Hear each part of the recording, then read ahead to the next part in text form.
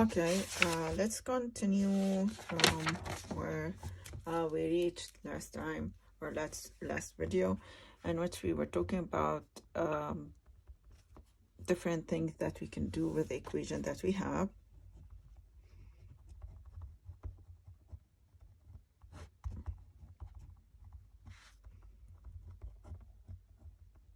Time, and we said that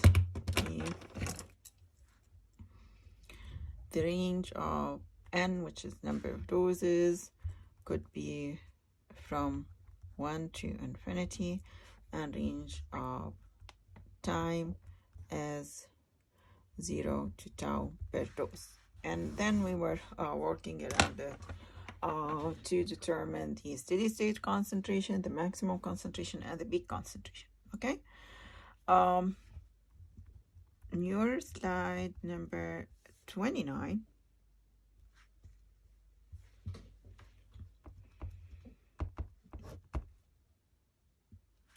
There is something called average steady state concentration.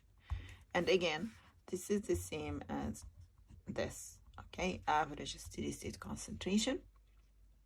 And from whatever is mentioned on your slide, that it's neither the arithmetic mean nor the geometric mean of the maximum and minimum steady state concentration, which means it doesn't matter.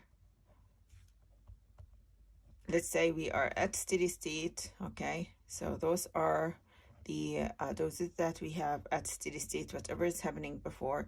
It's not, this is Cmax, right, at steady state, and this is minimum at steady state, right?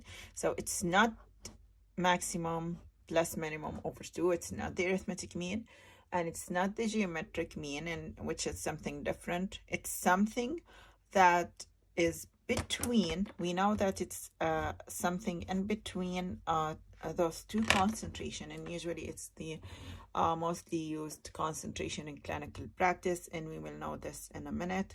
Why is that? And it's when you have it multiplied to tau will be equal to the integration of CB at infinity time from 0 to tau, okay? Or it's just equal this integration over tau. Again, it's not the average, مش مجموعهم على 2 ولا geometric mean, and you can go and find what is the geometric mean. It's just when you multiply it to tau, it will be equal to this term, okay? If you remember when we were doing the for your IV bolus single dose, okay, from 0 to infinity, okay, when we did the integration, if you remember, when we did the integration CB dt, this was equal to what? It's area under the curve from 0 to infinity, right? Integration of the function that you have from 0 to infinity will give you area under the curve from 0 to infinity, okay? Same thing here, but the difference is that it's area under the curve from 0 to tau, 0 to tau, at steady state over tau. This is average steady state concentration. And again, if you want to know the definition of average steady state concentration, it's a concentration between the maximum and minimum. When it's multiplied to tau, it will give me area under the curve of plasma concentration under the plasma area under the plasma concentration, time curve at steady state concentration from 0 to tau, okay? If you go to, and this is usually, as I said, the desired concentration or target concentration that we usually want in clinical practice to determine the therapeutic concentration or something that we will measure. You will have this at your on your slides, okay? So this is the profile on rectilinear, and this is our single, our first dose, and this is our steady state, okay? If I'm saying that, again, we said that once you reach the steady state, which is happening usually at infinity time, you just reach it. So the maximum will at steady state for all the doses will be the same, and the minimum for all the doses will be the same at steady state or infinity time, right? And then when he's asking us to 0 to tau at steady state, so we said that 0 to tau is for each dose, right? 0 to tau. And again, I need to be at steady state, so something at infinity time. So I want area under the curve from 0 to tau at steady state. So this will be this. Now it will be all the area under that curve. So it will be all this. So this will be from 0 to tau to at steady state. So it will be area under the curve from 0 to tau at steady state. Okay? When we do the integration, this will be equal to dose for IV bolus for sure, K VD multiplied to tau. Okay? When you remember, this was what? Again, dose over K VD, or dose over the clearance. This was equal to area under the curve, but from 0 to infinity, right? 0 to infinity for a single dose. Okay? If I want to have it here for the single dose, if we didn't have multiple doses, so I will consider this my single dose. It will stop here now because I'm talking about 0 to infinity for my single dose. So this is the area under the curve that we already have it from here, right? It's similar to here. So in other words, the concentration at steady state, or it could be, not could be, it is, according to the integration, is equivalent to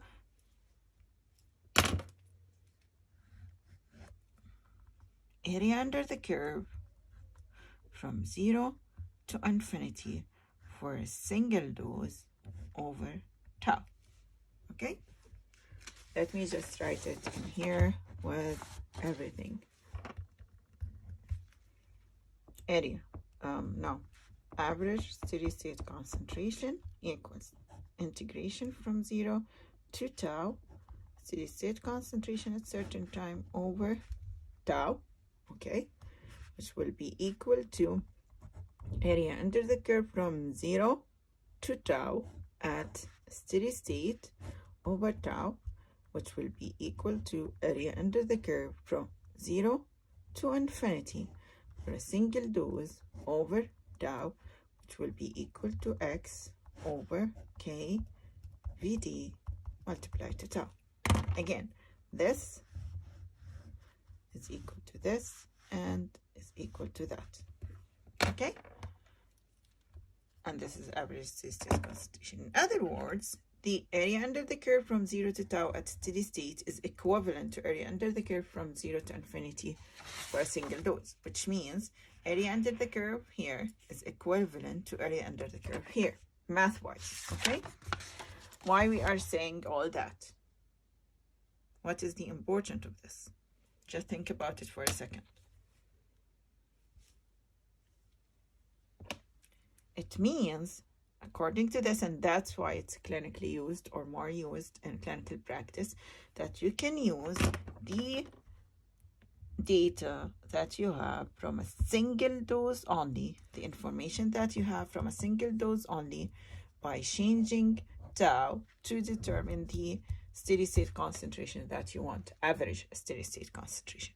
So we can in practice use the information that we already know from single dose, not multiple doses, single dose, and you start changing this, increase it or decrease it to increase or decrease this. Okay?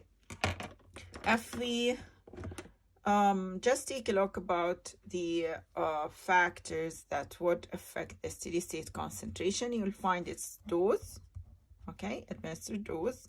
Again, we are talking about IV bolus, K, VD, or in other words, total clearance, and tau, right? Again, we are talking about first order kinetic, okay? And if we didn't change the dose, so this is the same. This is linear.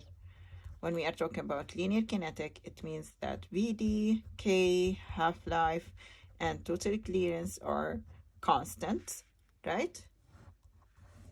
So it means under those conditions, and again, the same, all the factors that you know for this, same drug, same individual,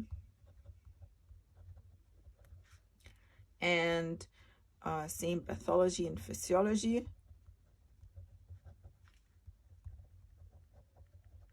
Okay, then accordingly, this what we didn't change it. I'm telling you that we didn't change it.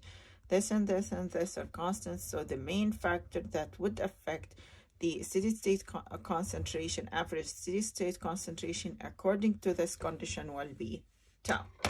Okay, so this is the what we usually do or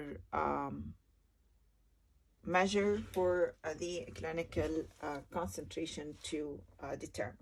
Okay, let me stop here and then continue with the second.